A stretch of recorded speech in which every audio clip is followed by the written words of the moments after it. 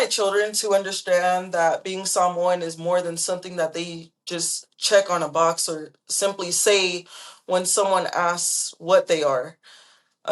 I want them to understand that they come from a line of generations of people whose lives, sacrifices, and love helped them become who they are today and who they're going to be in the future. Yeah, talofa lava and welcome to the Ia Outou Manuia podcast, the electronic village of the global Samoan family. And today we welcome a young mother whose journey of faith, identity, and family speaks to many people who are trying to answer one simple but profound question: where do I belong? So thank you so much, Nameli, for agreeing to share your story with us. Of course. Yeah. So our conversation can be divided into three parts. The first one is the journey. We'll talk about where you've been, what you know, where you're going, and the second part I think is important, and that's the presence of God in your life. Yes. See how that looks, what that looks like in your life, and then finally the gift. What is our inati is the Samoan word for our young people that'll be receiving this podcast either later on today or sometime in the future. So I wanted to clarify a few things. Are you able to understand what I'm You're, saying? yes. Okay, good, good, good.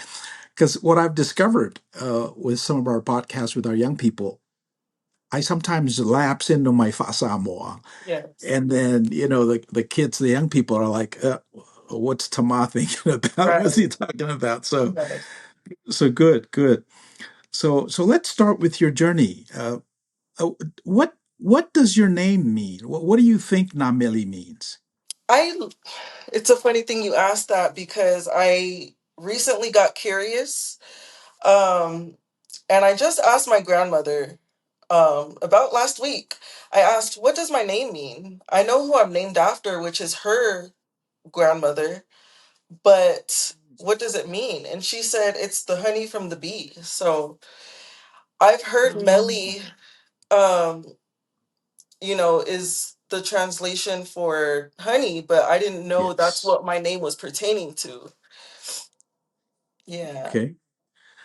Well, no, because it's not a regular name like Jane exactly. or Kathy. You Exactly. know. I get So that a I was lot. just curious. Yes. Hey. So tell us a little bit about yourself and your family. Where'd you grow up and all that good stuff? So my name is Nameli Tautolo Livingston. I am a 24-year-old mother of four. I work at Arrowhead Regional Medical Center in San Bernardino County. I am a medical Mm. assistant and just graduated from the program about a year ago. Now working on my nursing prerequisites because I do eventually want to become an RN and eventually do want to shoot for my bachelor's as well. Um, I was raised by my maternal grandparents, Taumailele Fua'iatu Mm. Tautolo and Letalia Tu'uau Tautolo, which is my mother Sianofo Tautolo's parents. Um, I also grew up in the Second Samoan Congregational Church, and you, in fact, were the pastor who baptized me as an infant, which makes this conversation more special to me. And I'm just glad to be here. My grandfather, he is from the village of Aunguu in American Samoa, although he was raised by his grandparents as well in the village of Falefa, which I'll get into later. Um, and my grandmother, she was born and raised in the village of Pango Pango in American Samoa. So yeah. Yeah. Uh, when you said that I baptize you, it's interesting because I'm just God's servant participating in what God is doing in your life. Yes. Yes. So it's just an event in all of our young people's lives Exactly. that I get to initiate, but the magic of baptism continues on throughout your whole life, and that's why I'm interested take a peek at your journey. And when did you find out that you were different? Do you remember that growing up? Honestly, I've always known that I was different, even if I didn't show it. I always knew I was different. I mean, I grew up, um, my grandparents didn't have full Samoan grandkids. They had full Samoan children, but eventually our family started to, become more diverse. But I was the one who grew up without a father. I knew I was different because, my grandparents, um, especially my grandfather, he fought me growing up. And the reason being is because he wanted to make sure that I had a father figure in my life. And, you know, although I did question some of the ways that, he brought us up, but then when we go deeper into, the conversation, I'm able to tell you how I begin to understand some of those ways now as an adult. And and the magic of baptism and fulfillment of that Yes. sacrament that you mentioned, that I participated in, is Yes. is the church teaching the children, and then the parents teaching the children, and at some point the children acquiescing to the guidance of the pastor and the parents. Yes. And I remember you going along your way, and then something happened, Yeah. and you fell away from the church for a while, and I didn't see you. Right. Share a little bit about that. So, at the age of 14, this is very uncommon in our Polynesian, culture where, you stray off. But I ended up having, I was pregnant with Isaiah at the time. And, in our culture, people give the side eye and everything and stuff because, they don't know where that's going to take you next. So eventually I did become a mother at a very young age, which shaped me into the person I am today. And, it molded me into who I am today as well. I remember, this was, I think, before your time, when we had that problem with some of our young girls, teen pregnancy, Right, and our choir was doing a CD. And I remember dedicating that first CD to single moms, not right, just in our community, but around the world, because that seemed to have been this was before your time, when teen pregnancy was poo-pooed upon. yes, Um, so I think when you came along, it wasn't as bad as our community had it before. And I just want to say that God's grace is so big. amen, And and when our choir wrestled with that, we ended up dedicating the CD Olala Tanu, um, to single moms. right, I thought that was one contribution that this particular church was able to make during that time. right, So at 14, you became a mother real young, 14 years exactly, old. yes. Okay. And then who helped you? I don't remember that we reached out, and I apologize for that, Millie. As an officer of the church could always do better. But I don't remember reaching out to you. Who helped you along the way? So like I said, I was raised by a whole village. Mm, So I had help all around, but the main person that I have to give it to is my grandmother, Ia Tautolo. She is such a strong lady. Um, she's not only raised her own children, but she raised me as well. So I put my trust in her to also help me raise Isaiah as well too. And she was, the main person who was hands-on. Obviously it comes to a point where it's like it's not that she wanted to control anything that I was doing. She just wanted to make sure that Isaiah was okay. And I understand that now. But yeah, so I have to give it to her. She was my main help. Okay. And so at 14, did you have to drop out of school or? Definitely not. If anything, Okay. um, all the comments, that were made towards me, whether it was at school or if people seen me, at the store, seen how young I was carrying a child, that motivated me right there. It motivated me because I wanted to prove everybody wrong that you can do it. Despite Mm, all the trials and tribulations, you can do it. You just have to you have to have that mentality, and brush off any, negative or derogatory comments or anything to keep on going. But you can't do that without God. absolutely. So, Yes. so that's the second part of our conversation. Well, but before we get into that, was there a time when you felt disconnected from your Samoan heritage? So I can't say that I ever really truly felt completely disconnected from my Samoan heritage, because, like I said, I was raised by my maternal grandparents who are full Samoan.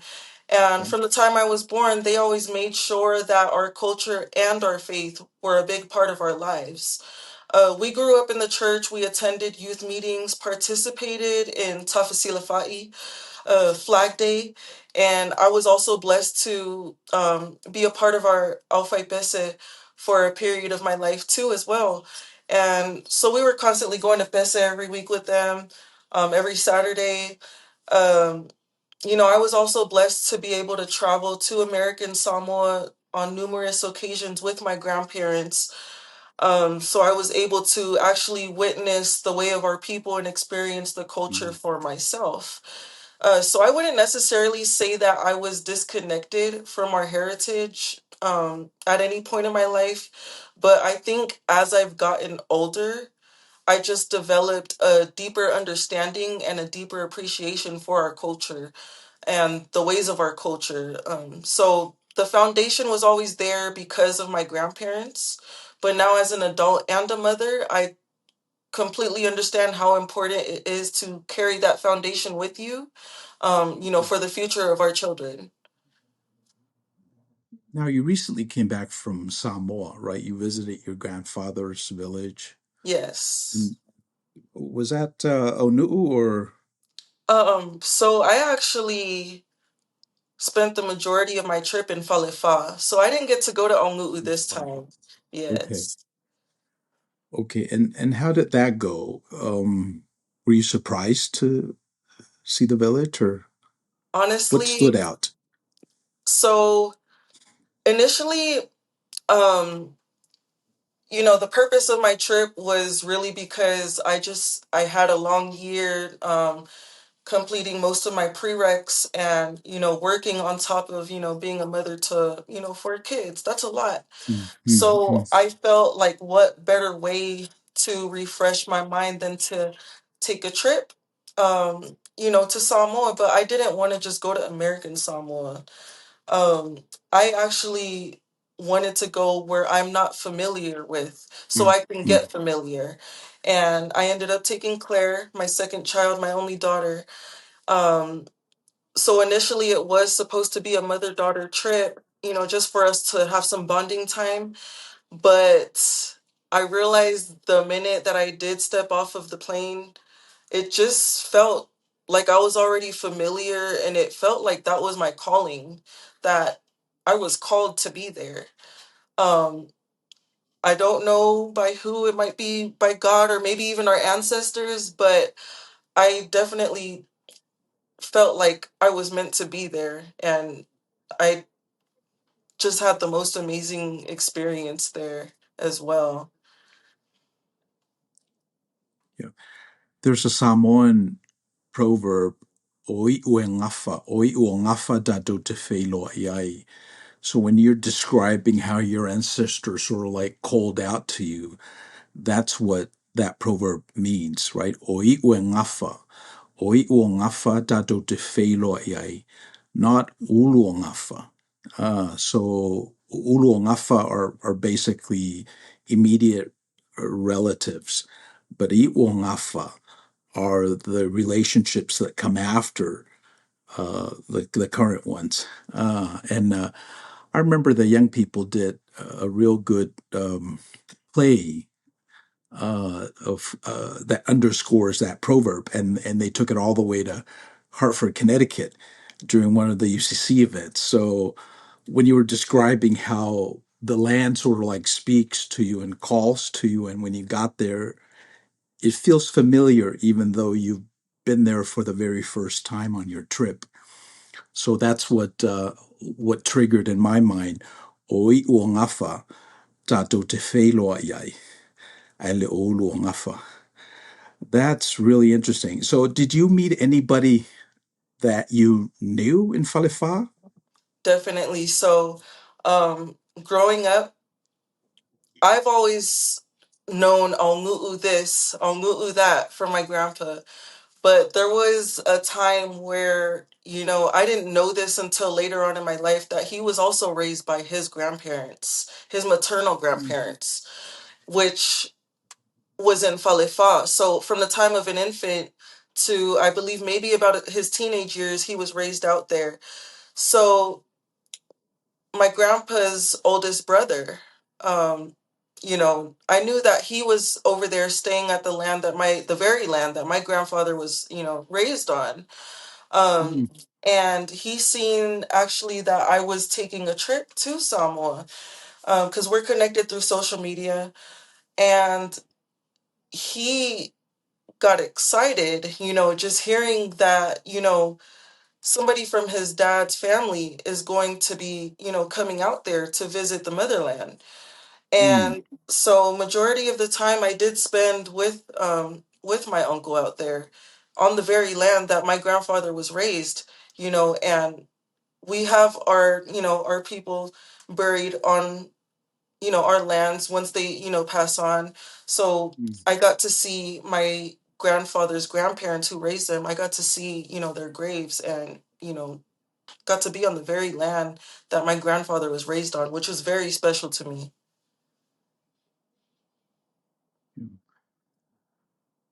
I always use the phrase "etofeo we too," right?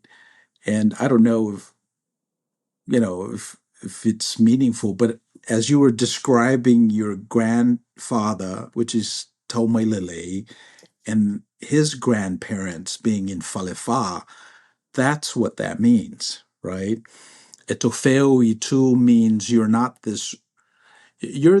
this individual that's at the top of the pinnacle, and everything else around you etofe. In other words, you're at the top of the pinnacle, and it's a very hard place to be because it's unstable. Number one, it carries a lot of power. Number two, and with that power comes great responsibility.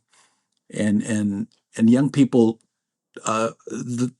don't hold those pinnacles very well, uh, and the elder folks like myself uh, have sort of like gotten cynical of the idea. So I'm sharing that with you, Meli. So as you're describing this thing that you seem to have found in Samoa, that's what it sounds like when you hear me say "etofeo itu." Um, so, so looking back, do, do you think you were searching for Samoa, or were you searching for something about you? So honestly, in a way, I think that I was searching more for myself. After, like I said, after going through different trials and tribulations in my life, I think that I thought that I needed to reconnect with the things that grounded me, and, remind me of who I am, who I really am inside. Being in Samoa gave me peace and understanding, and got me to really connect with myself, and, motivated to keep moving forward and creating a better life for myself and my children, just as our ancestors did, and so on and so on. Mm. So it's amazing how Mm. magical, our motherlands are to us. Like we don't realize it, but it's a very magical place. Yeah. So you've had a great journey. You started real early being an individual, but Mhm. you had support, right? Not Yes. just your grandmother, Right. but your family, your spiritual Yes. village. And then that leads us to our second category in our docket. Where was God throughout all this, and how did He manifest it in your life? So looking back now, I can see that God was working, his way through every season of my life, even the ones that I Mm. didn't understand at the time. There were certain points in my life where, I was angry at God, in certain seasons of my life. I didn't understand certain things that were happening to me and the changes that were occurring in my life. There were things I went through that I questioned and moments that I didn't know where my life was headed. But I can see now that God was always right here. He was always right here. He never left my side. So even if, even if I strayed away from the church, I always know that God will be right here. He just wants to hear me. Even if I am angry, he wants to hear me. And I had to learn to understand that. Um, you know, he put me through obstacles. He wouldn't put me through these obstacles if he knew that I couldn't handle it and that I wouldn't get through them. Yeah, let me just push back. I talk a lot about agency. So Yes. when you say that God put you in that position, in those obstacles, uh, I just want to say that you could have chosen a different route, right? Mhm. And God would still be there. So, Yes. but one of the not only is your relationship with Second Samuel the reason why you're here, but you've gone through what no normal 14-year-old uh, Exactly. goes through, and yet here you are.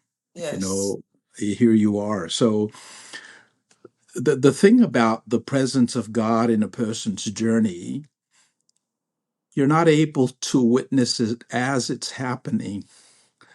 But when you look back and connect the dots, that's what you'll be able to see. And you've just shared that, right? Exactly.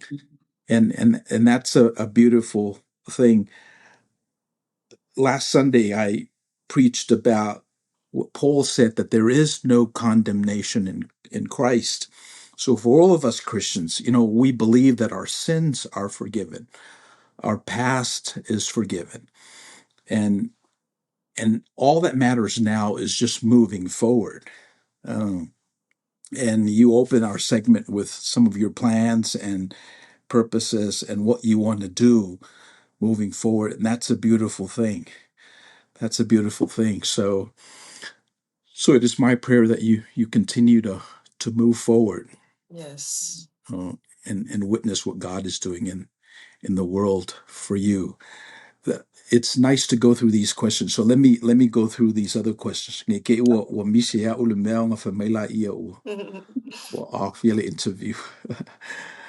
Were there moments when you felt alone? This is a question that came up. You felt alone.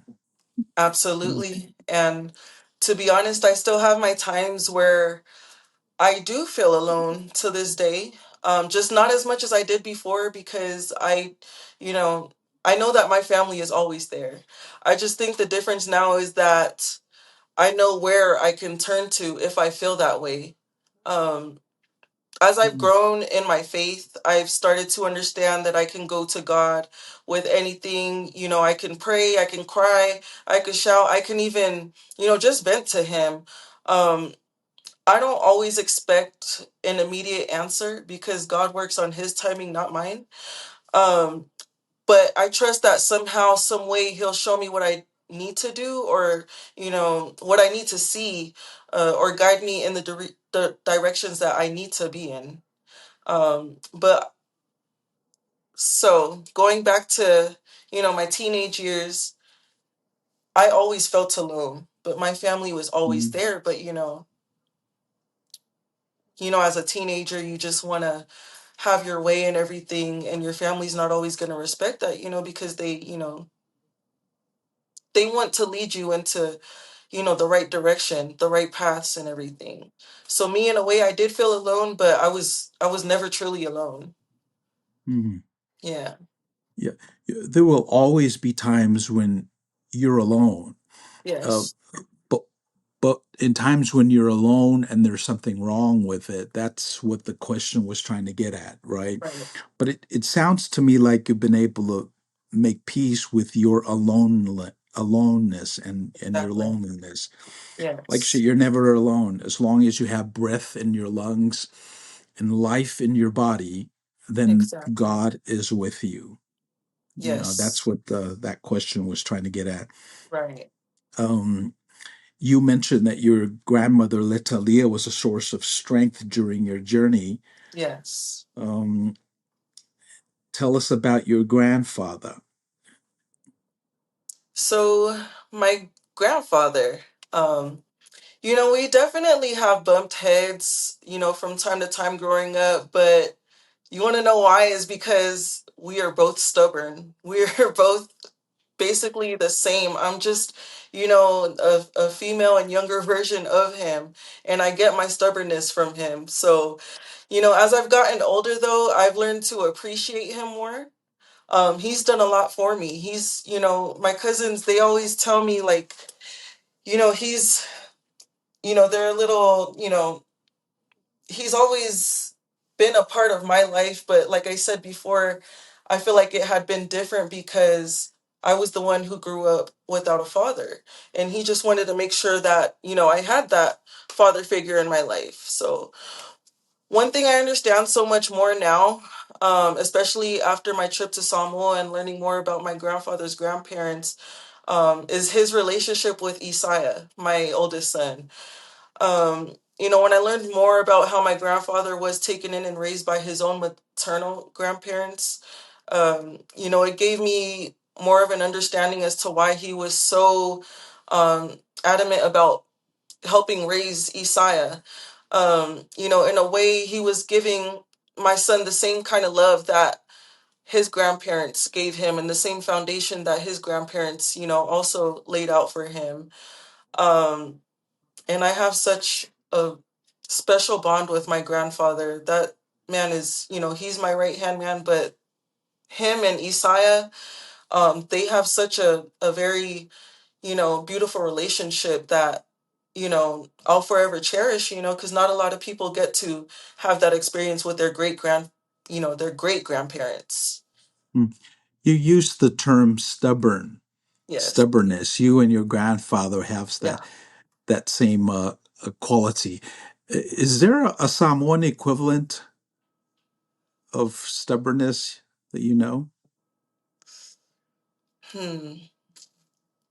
Honestly, no, I Okay, don't. but what would be a positive English term to substitute stubbornness with?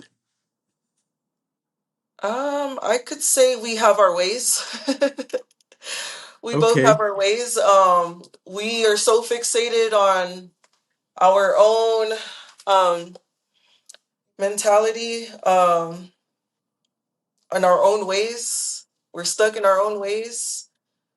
yeah, but stubborn is such has carries with it negative connotations. Yeah, yeah, So to call somebody stubborn is not a compliment unless yeah, you know him, right? And so right. I was just thinking, because here's part of our culture that a lot of young people don't get. Yeah, There's a way to say something, and then there's a way to say something respectfully, right. right? And so, Yeah, but in the English language, yeah, stubborn seems to be the phrase, yeah, but it does carry negative connotations. right. And I know your grandfather. Yeah. So Uh, I guess me and him have that type of bond where we do say things to each other, but we mean it in a playful way. So I remember when I was younger, me and my grandpa, we like he does with Saya now. There's things we say to each other that a lot of people don't understand. Like we have that relationship where, yeah, in a way, our people would think it's disrespectful, but at the same time, that's just like the relationship we built with each other. So You definitely, sound like yeah, he you can really agree that love your grandpa. I love that man so much with Yeah, all of my heart. yeah. What does home mean to you today, Millie? Home. Yeah, what does that mean? To me, home necessarily isn't just one place. Home is where I can, feel a sense of peace, a sense of love and belonging. Mm, It's, being surrounded by people who remind me of who I am, and knowing that wherever life takes me, um, I have a foundation that I can always come back to. So that's home to me. And, also being in Samoa, that felt like home because mm, once I stepped off the plane and I met my family and we actually got to the house, they told me, welcome home. This is your yeah, home right here. And that made yeah. me feel, very special, very, um, you know, like I said, very familiar. Like that was already my home. Like I've already been Mm. there. What's the Samoan word for home? So you have fale, that's house, Okay. home. Um, I think that's the only word that I can really, Well, add this to your vocabulary. yeah. Ainga. Ainga, family. Ainga is your home. Yeah, Yes. this is your home. Yes. And you often hear me say that to our visitors. Olo tatou ainga lenei. It may not necessarily mean family, but it definitely means home.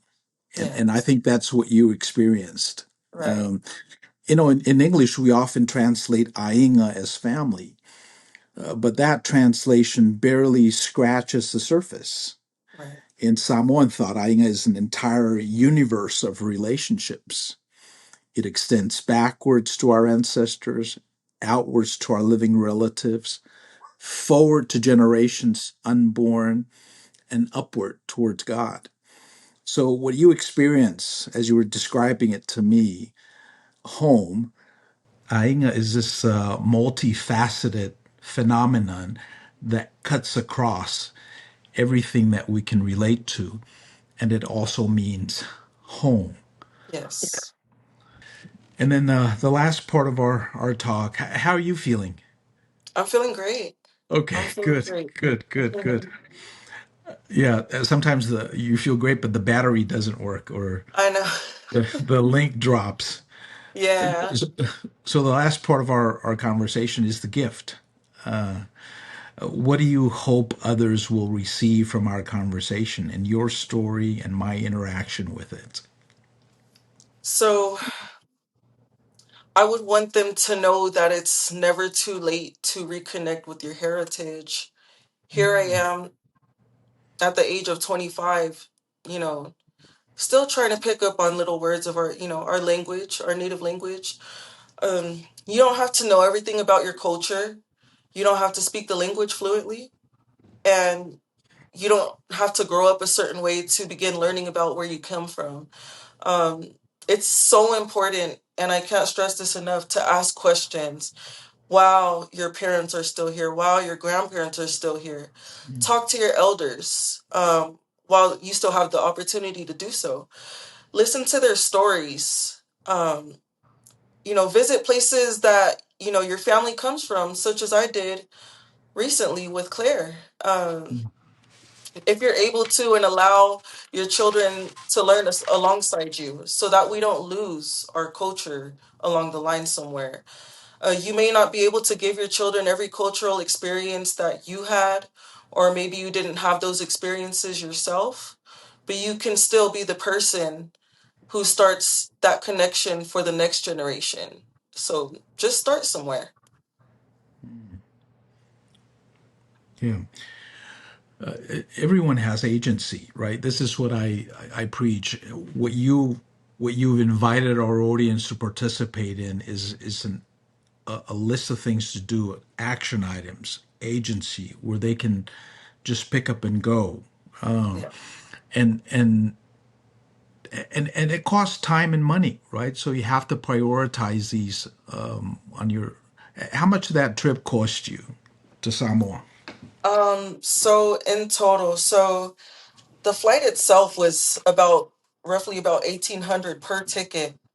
Um, I did stay in a hotel for some time, but not too long because I did want to spend some time on the family land. So that right there probably costed me about $1,000. But Right, but I didn't need to pay much. yeah, Yeah. but my point is, Meli, we've got our young people now participating in certain parts of our culture that Hmm. requires resources, Right. right? We just have a young person get a tatau, and Yeah. that costs a pretty penny. So one of the things that I wanted to invite our young people to take a look at is the amount of stuff where they can build upon. In other words, they're not building randomly by themselves without support. Is what does home mean to you today? And then you start to regale, that, and then go ahead, Millie. So What does home mean to you? home, um, so like I said before, home, it's not necessarily just one place. Home is where I feel a sense of peace, a sense of comfort, because you could be where you think home is, but there's no comfort, there's no love there. And that to me is not home. That's not love, that's not home. Um, you mentioned that home is Aina. That's the first I've heard that, but it makes sense because, like I said, in my life, no matter where I went, no matter what troubles I had gotten, myself into, I always knew where to go next. And that was to my family. And that to me is home. Yeah, yeah, no, and that's beautiful. That's everyone should have a home, and there's a sense of belonging that falls on you when you're at home. Right? It's like you feel like you belong. And of all of the young people, I think you're the one that feels at home more at Second Samoan than some of your counterparts because you come and you just like Yes. give me a hug I and say hi to everybody, get your kids involved. yeah, So you do feel at home I at do. Second Samoan. I definitely Yeah. do, especially when we just celebrated our, 50-year anniversary. That was a beautiful thing because, so many people we haven't connected with since I was younger, they remember me. That felt like home right there. It's, just bringing back, memories from, growing up at Second Samoan Congregational Church. So, even church is home for me. That's where I find, comfort, that's where I find peace, and that's where I find love as well. Yeah. So before we pivoted here, we were talking about how our young people are participating in pieces of our culture, and that requires resources. That was what I was saying, which leads me to where this podcast is sort of like driven by this whole notion of bending the physics, accumulating resources, optimizing money, right? Because we seem to have handled that well. I mean, to have a young person like you to go to Samoa, it means you've got the capacity, you've got the resources, and you don't have to pay a mortgage because someone else is paying a Right. mortgage, right? And then we have to acknowledge some of those pieces. We have to be grateful for what they've done for us and Mhm. continue to do. And then rather than paying it backwards, we need to pay it forward. Now, you said you've got four kids. Yeah. I only know Saya, Claire, and the one I baptized last year, right? And then before Quincy is CJ. So Quincy, Quincy, yeah, CJ. yeah, Okay, okay. I remember baptizing Quincy, yeah, and CJ is still around. yes, yes, Okay, okay. All right. So that's a big family, yeah, Millie. Um, definitely. and and and part of the ask is to pay it forward, right? Because your sins are forgiven. You don't have to. Jesus said on the cross, "It's finished." So we don't ever have to go there. Right, But then, should we continue to sin going forward? That's what Paul was charging the church, right. right? Should we continue to sin? Well, the answer is no. Mhm. And what we need to do is to pay it forward. Whatever you've learned from your experience, however God has touched you along the journey, you need to share that with your four kids. Yes, definitely. Yeah. So, yeah. And I'm sure there are lots of young mothers who are listening to this thing and are saying, wow. And they will probably be looking for what most, well, the anger, right? The blameness, the resentful. How did you manage all that emotional soul stuff? The loto part. As far as like when I was going through everything that I was going through, Yeah, the gossip, the stuff that hit your dashboard. You're less than. You're all that trash. How so did you handle that? honestly, there were times where I didn't handle it well. I actually Mm, did fall into, deep depressions at times. But I had to realize that when my baby's born, I can't carry that and pass it on to him. He needs a strong mother, a strong-willed mother. I'm sure my grandparents, probably heard stuff too when they, became parents as well.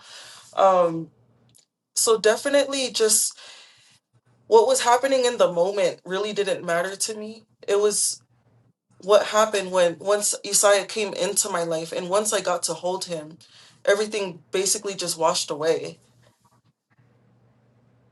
And eventually once my family met Isaiah, he touched their hearts as well too. And yeah, he definitely made an impact in everybody's lives. yeah, and I suspect you had to give up that part of your always listening, right? Yes. So part of the spiritual life is this soul and the spirit. E pe me se menga ese ai o le loto o le tangata ma le anganga o le tangata. So those are the stuff that you can't see. Right. A le tino ma mea nai te wa ia o mea nai ia e kele o me e ola i le platform le na a o me fale anganga ia ma mea that has to do with the loto tangata. Io melana ele loa. And it sounded like you had to manage those emotions. Loto me umanga involve ia il tangata. And you had to remember that you're part spirit connected to the universal spirit of God. Exactly. And so I think ole so it sounded like you've done some of that work, and I think that's important. Young people that are going through what you've gone through may not have the capacity or the language or the facility or the support structure to allow you to survive and thrive. Right. But if they hear your story, then they'll be able to work through it. Yeah. So it definitely did take a lot of praying along the way. Um therapy therapy helped me in many ways. Um I do know that with our older generation, they don't introduce that to you. Um as far as therapy, especially in our culture. That's why, you know, we have a lot of our Samoan people who do fall into, a deep depression, but they lose their battle to depression. But I can't stress enough, therapy is it's going to help you if you're going through anything. If you're not going through anything, therapy. Okay. So in the therapy, so whamarmalama le therapy mo tātou matua Samoa lai whalongolongo mai. What is therapy for the traditional Samoan? Tell me what you go through, and let's see if I can translate it to our younger or older audience. What is therapy? Um, so therapy couldn't be anything, but me, But what, what was it? What was it for you? Did you go see a doctor at a certain yeah. time and date? So Okay, definitely I did. I was actually referred by a doctor to go see a therapist, because I was having symptoms of not only depression, but anxiety as well. Um, okay, so definitely, talking to a doctor about the symptoms you're having mentally and what is leading to you up to having those symptoms. What's going on in your life, that's okay. making you feel this way? So it's just talking, Yeah. the other person listening, and listening from a healed perspective. Yes. In the il Samoan context lava, o le tala noa lava, o le tala noa, and then whalongolongo, Right. it doesn't cost any money.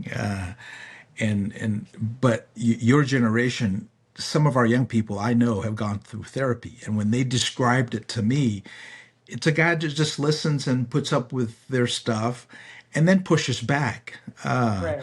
from a position of credentials and from a position of power. Right. And when you hear the same thing that your mom or grandmother says from a credentialed professional, it's sort of like, oh, he says, Yeah. so therapy is a tool available mo tato when we go through depression. Yes. Just like ang ngau lima, I would go see a doctor. So if I lima pe ang ngau, fa Yes. pe ngā depression. Ole injury lai le ka ole depression, ole injury ole loto. Right. Ole loto. So this is good, Melly, Yeah. because you know, and then the other thing also, people have a stigma with therapy. Oh, you're seeing a psychiatrist. Oh, Right. I'm sorry to hear that. Ilang nga na pertania lea, Yeah.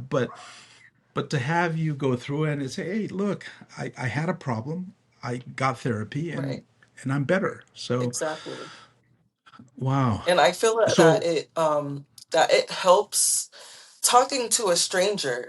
You get different views and different perspectives, and when they hear such as like for me, if I'm talking about the ways of our culture and stuff, or how I was raised and stuff, and they have a different view on it too, it could be a learning, experience for them as well. Yeah. So definitely it helps talking to someone that you don't know. That way they can, give you their perspective on things and how it sounds to them. yeah, and a lot of our folks have a problem talking to strangers. Yes. But but this sort of healing process, that's a basis for healing. It's to be able to talk to strangers. Definitely. Wow, that's why diversity is so important. It is very important. I I don't know that there are any Samoan psychiatrists that you can do therapy with, but I'm sure there are. Right. Manele menamo da tangata. Right. Okay, let me see. If you could speak to your younger self, what would you say? I would tell her to slow down. Um, I would Mm, tell her to slow down. You don't have to grow up too fast. And you don't have to rush to find love, acceptance, or a place where you belong. You already belong. You're already loved. You're already you're already accepted. I would tell her, you're loved even when it doesn't feel that you're loved. Sometimes love may not look the way you expect it to, but that doesn't mean that it's not there. Your family just has a different way of showing their love to you. Um, those habits that you're picking up, those people that you keep surrounding yourself with because you want to feel accepted, they don't love you. Being included isn't the same thing as being cared for. And, I would tell my younger pay attention to the people who truly want to see you safe, who truly want to see you healthy and happy and doing well. I would also tell her, cherish your grandparents. Listen to their stories and appreciate the time that you have with them. The love you're searching for in other places may have been around you all along. You just didn't recognize it yet. So that's what I would tell her. Yeah. Wow, that's beautiful. Yes. And then, if I were to speak to your younger self, I would say, your sins are forgiven. We have a bigger God that includes all of us. Wow.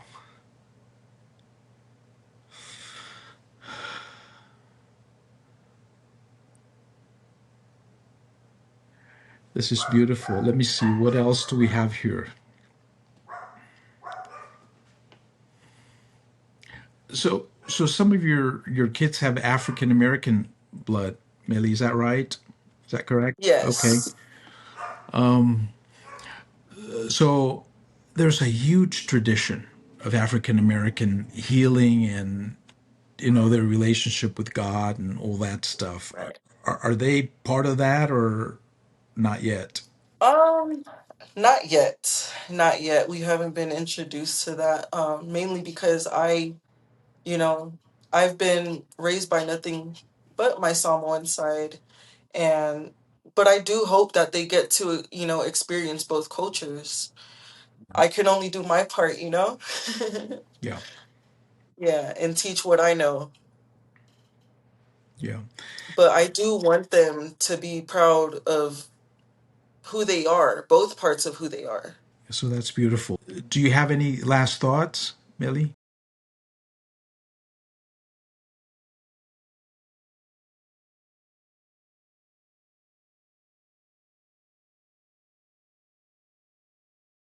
I want my children to understand that being Samoan is more than something that they just check on a box or simply say when someone asks what they are. I want them to understand that they come from a line of generations of people whose lives, sacrifices, and love helped them become who they are today and who they're going to be in the future.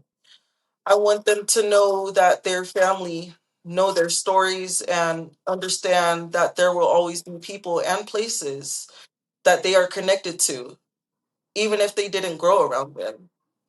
Like when I took my trip to Falefa, I didn't really know my family, but I'm connected to them. I'm, we didn't grow up together, but that's my family right there. So I always want them to know that, they have somewhere to go if they feel lost. Yeah, no, that's beautiful. And Yeah. and I always tell our kids, if the American dream fails for you, there has Yeah. always been a Samoan dream where you are part of, you belong, Right. and it's a group of islands in the middle of the Pacific Ocean. Exactly. So that's what it looks like, the Samoan dream. Exactly.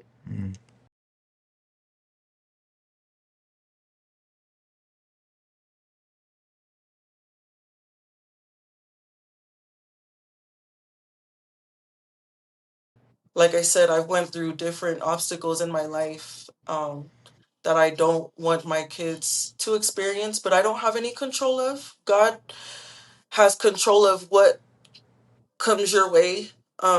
So my answer being, I've learned so many things the hard way that I hope my children never have to.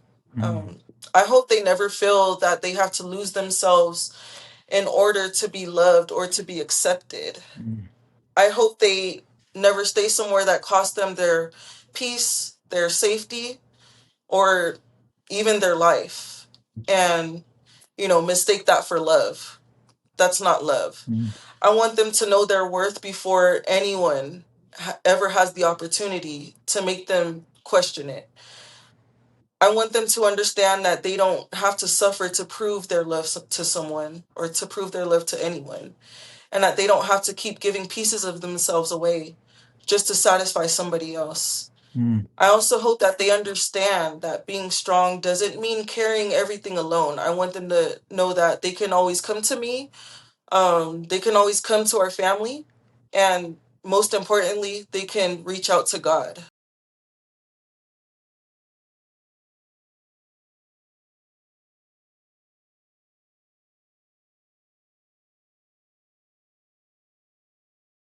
So I hope that when they listen to this message, that they know that I did everything that I could to be the best mother to them in their eyes, not anybody else's eyes, but their eyes. I hope that they know that they are my motivation and that so much of what I do every single day is because of them. I'm working day and night on myself and on building a better life because I want to lay a smoother foundation for them, such as my grandparents did for me. Um, I don't want them to have to experience some of the things that I experienced growing up, or even some of the situations that I put myself in. Um, I want them to always know that they are loved, even if they don't feel like it, everybody has their own ways of showing love, especially your family. Wow. Well, I must say this is one of the most pivotal interviews that I've had since we've had the podcast, Millie. So I really appreciate your time and your vulnerability and you availing yourself to this public platform because it's not easy. And a lot of our people would shy away from bearing their souls as much as you have. And for that, I am very grateful. So, I'm grateful to be here, and honestly, I'm just so grateful that you gave me the opportunity to share my story, because it wasn't an easy life that I lived. Um, like I said before, I've had come across so many trials and tribulations in my life that no young person, let alone a Samoan child, would go through. And it means so much to me that anybody who was a part of my upbringing, such as yourself too, Tama, you guys get a better understanding of who I am, what I went through in those phases that you've seen me go through. You get a better understanding, but most importantly, where I'm at today and where my mindset is at today, especially, um, with my faith and where my faith lies now. good. So I'm looking forward to circling back maybe in 6 months or so and see how you're doing and see where your goals have taken you. So with that, thank you so much. Fafteitele Nameri Mole Multaimi. Thank you, Tama. All right, and God bless you. Alofatu. God bless you.